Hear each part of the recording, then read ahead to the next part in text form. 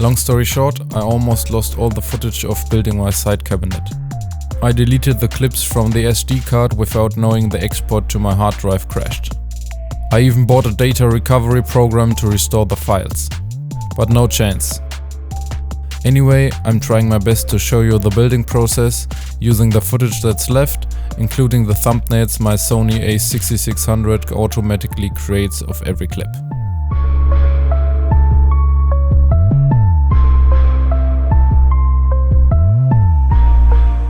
First off, I blacked out the window that will be behind the cabinet, so the rather ugly back of it can't be seen from outside.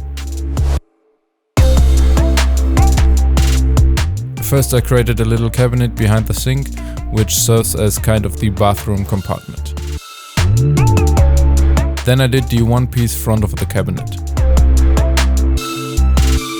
To prevent the weight malarkey of my conversion from returning, I covered all the sections that won't be seen in a lot of holes to save weight.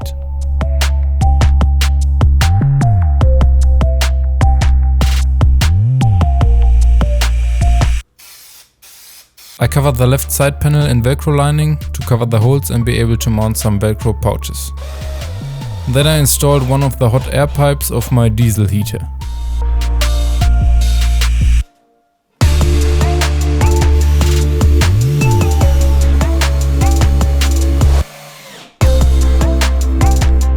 Inside the cabinet I got one 230 volt outlet and an USB charger.